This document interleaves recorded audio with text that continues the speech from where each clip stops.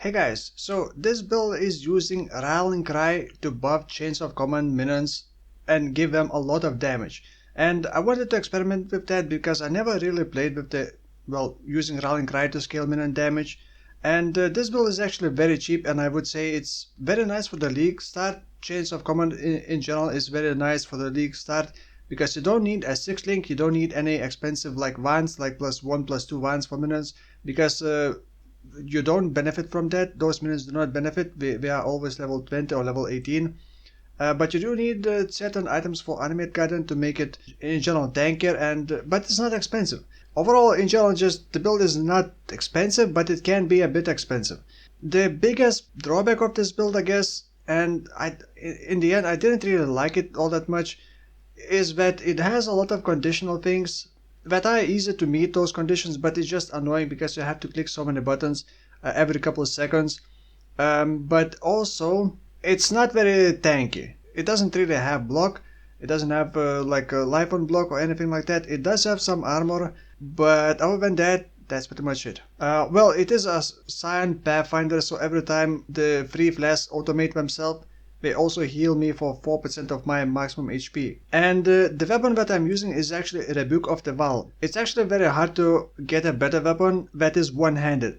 The two-handed weapons, you can use the Ul's axe if you're going with the Rallying Cry shenanigans, but the shield, 2 minimum frenzies and 2 minimum power charges. I think I paid like 3 exalts only. For a cheap option, you can just go with +2 to minimum power charges and just forget the frenzy charges for until you get enough currency. The shield is actually not too expensive, and use that shield with the Necromantic Aegis to give that to minions, and minions get insane amount of crit chance per power charge. So this is also a crit build. I experimented a bit with Animate Guardian items, and in the end I decided to not use like Doppelganger body armor to make it tankier, because I don't think that I would want to use this for like truly endgame bosses, because it's a bit annoying.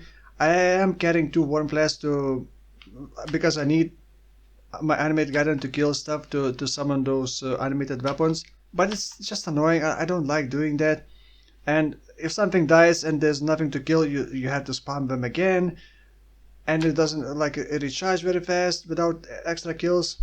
So I wouldn't really use this for endgame bossing, but for map clear it felt pretty nice. For Animate Guardian, I decided to later on replace the Doppelganger's body armor, which costed like 90 hairs, and give Impulsor, because this is a crit build. They also mostly have lightning damage, and when we shock, Animate Guardian does have great binding gloves. So if the enemies die close to Animate Guardian, I'm not sure what's the distance, they get shocked and then they explode because it triggers Impulsor. Because with great binding gloves, enemies dying near Animate Guardian will count as Animate Guardian kills. So the Chains of Command itself does not need to be linked. You just place support gems for animate weapons, and you place Animate Guardian inside the helmet. Ideally into +3 to minion helmet to boost its life and basically tankiness a bit more. But other than that, it doesn't really need anything too special. I did roll minion accuracy because that allowed me to save like 2 passive points. I got enough accuracy here, and then minions blind enemies, and it was just enough accuracy. I am also using Ashes of the Stars, which is a bit incorrect in PUB, but I fixed that with the custom modifiers. So by the way, when you check the PUB, if you're gonna check the PUB, check the custom modifiers, because I added some modifiers that like reduce crit chance, because Ashes of the Star buffs the alch quality of Predator support gem, which does have a skill, and Ashes of the Star incorrectly buffs it like it considers to be a skill. You see, it's getting plus fatigue quality, so I set it diversion to 0 quality and basically subtracted another like 10% of the quality what it would get. So another thing, Animate Guardian items are not accounted for in DPS values. So whatever you give to Animate Guardian other than weapon will not be counted towards like DPS increase. So I gave Animate Guardian I gave him Crown of the Tyrant with the blue socket, which does give nearby allies a lot of lightning damage, and also nearby enemies have -10 to lightning all resistance. This is a pretty expensive helmet, 2 free exalts at minimum, but it gives so much damage. So I actually also enabled this one. You can actually see it here. I gave Animate Guardian Brittle Ground boots, but in the boss fights, in the bigger boss fights, I never saw the Brittle Ground being applied to the boss. I'm not sure why. I know that you need to use Convocation to let Animate Guardian walk to the boss, but it still never happened. You could use Maven's Boots, Legacy of the Fury, and I was using them at the start. It would automatically scorch nearby enemies, lowering their resistance by 10%, and then use Battleground Boots on your character. I was rolling Rallying Cry buff effect and then something else, but just ran out of currency and just whatever.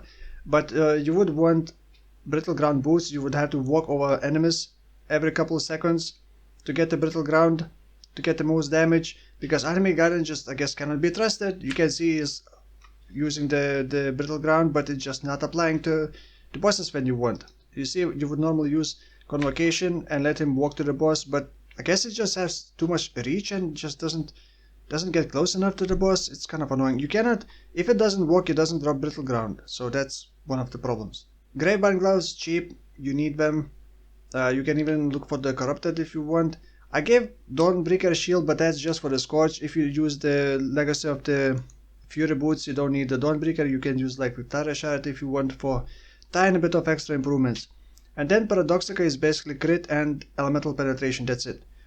This kind of Paradoxica is not expensive. Now every time you switch these item sets in here, if you want to see like full DPS, you're gonna have to go back, you're gonna have to select this, and you're gonna have to select 14 weapons again to see the full DPS.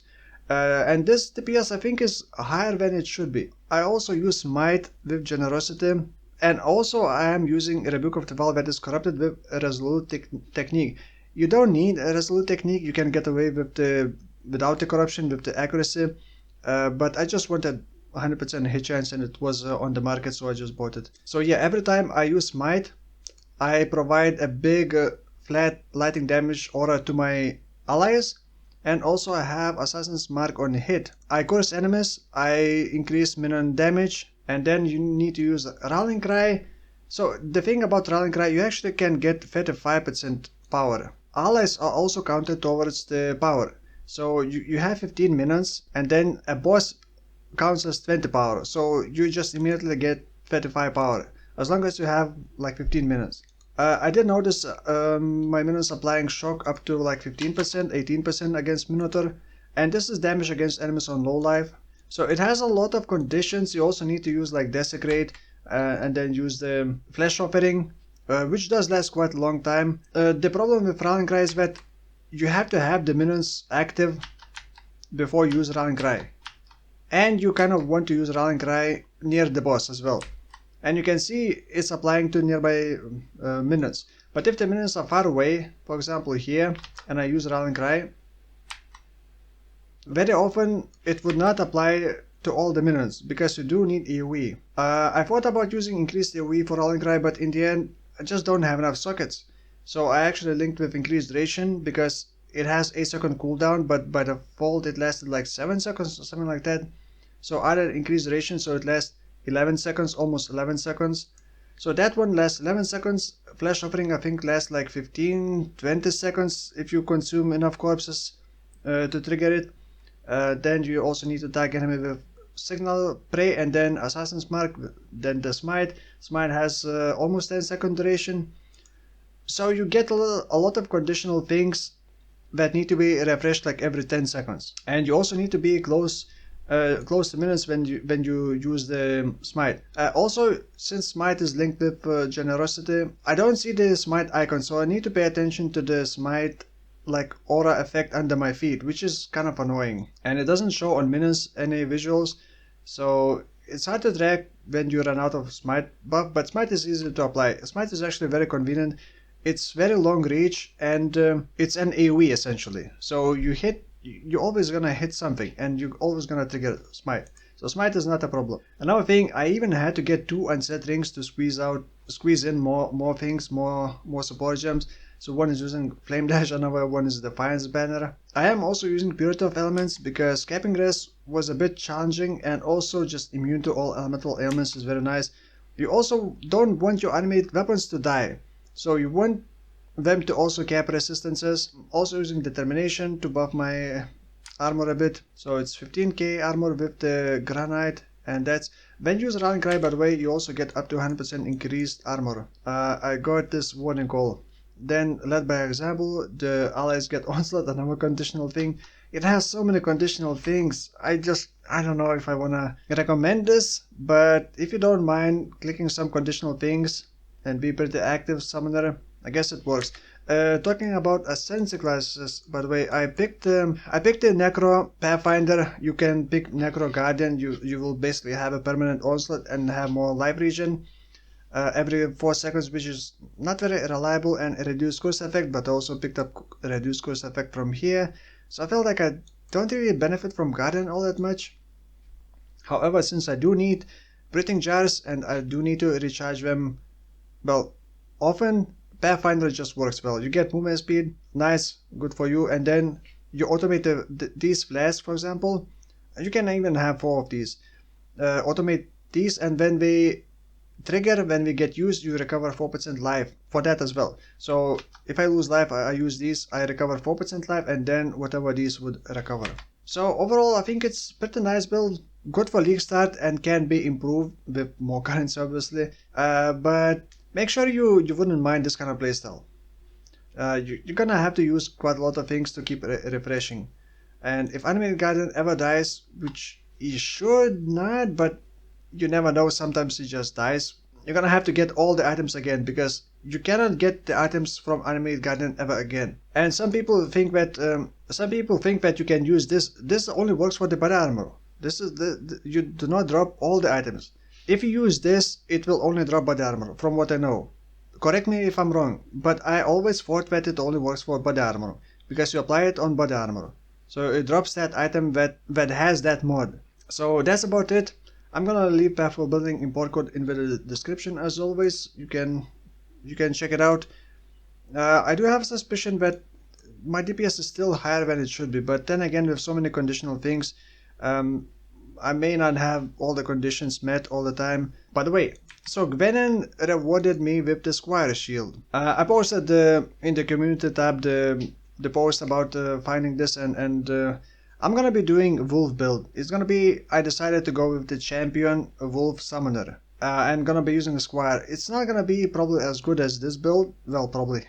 I'm pretty sure it's not gonna be as good. It's gonna have less damage, it's gonna have less HP, probably less tankiness, but Wolf sucks. So hopefully Squire is gonna fix that. Anyway, I don't know. The Wolf build is I basically want to put myself through that so you don't have to. There we go. So for now, thank you for watching, and I'll see you in the next one. Bye bye.